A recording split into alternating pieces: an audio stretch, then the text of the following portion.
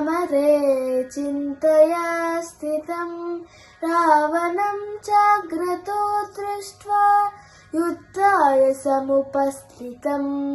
दैवतैस्य समागम्य दृष्टुमभ्यागतो रणम् उपागम्य ब्रवीत् रामम् अगस्यो भगवान् ऋषिः राम राम महाबाहो शृणु गुह्यं सनातनम् येन सर्वनरीन् वत्स समरे विजयिष्यसि आदित्यं हृदयं पुण्यं सर्वशत्रुविनाशनं जयावहं जपे नित्यम् अक्षयं परमं शिवम् सर्वमङ्गलमाङ्गल्यं सर्वपापप्रणाशनं चिन्ताशोकप्रशमनं वायुर्वर्धनमुत्तमम् रश्मिमन्तं समुद्यन्तं देवासुरनमस्कृतं पूजयस्व विवस्वन्तं भास्करं भुवनेश्वरं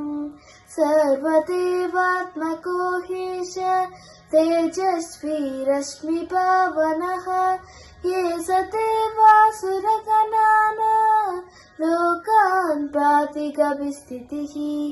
ये स ब्रह्मा च विष्णुश्च शिवस्कन्दः प्रजापतिः महेन्द्रो धनदसालो यमस्योमो ह्यपाम्पतिः पितरो वसवसाद्या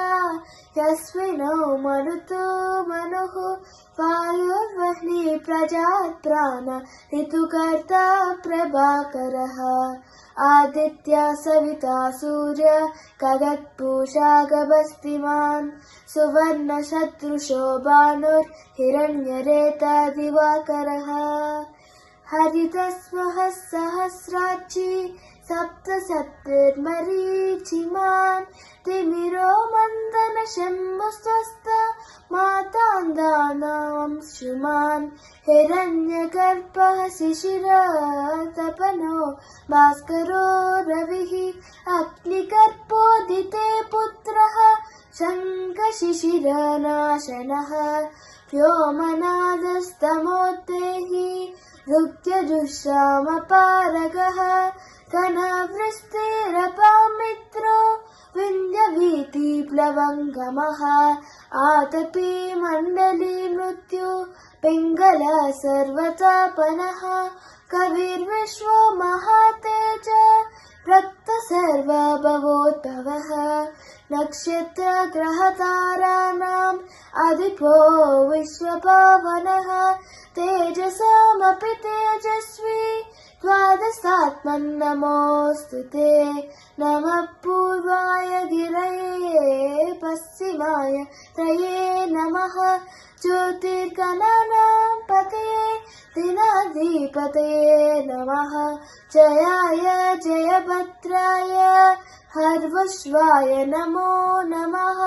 नमो नमः सहस्रांशो आदित्याय नमो नमः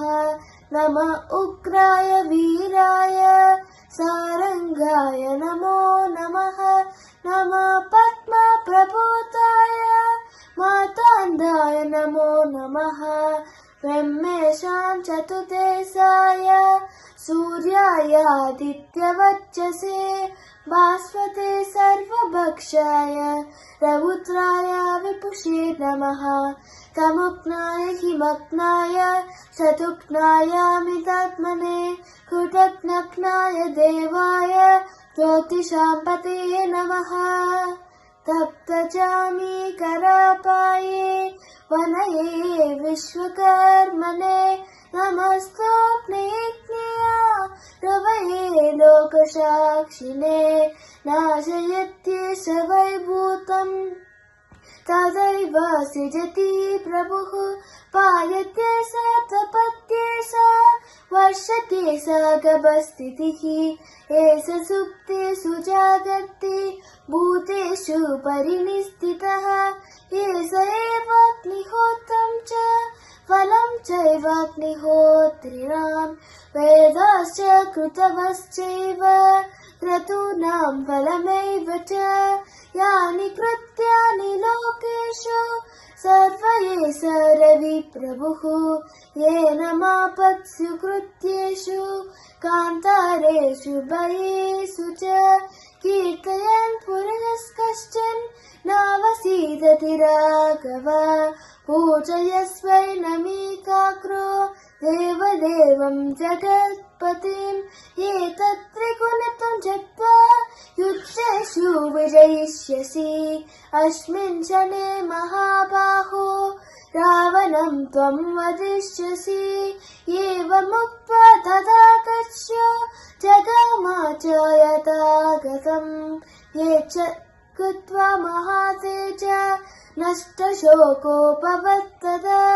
तारयामास सुप्रीतो राघव प्रियतात्मवान् आदित्यं प्रेक्ष्य जप्त्वा तु परं हर्षमवाप्तवान्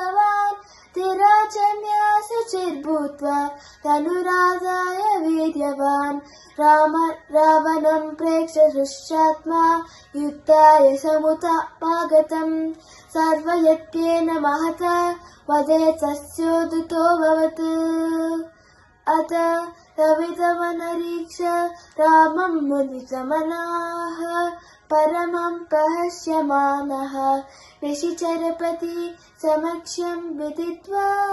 सुरगणान् मध्यगतो वचस्वरेति इति श्री आदित्यहृदयं सम्पूर्णम्।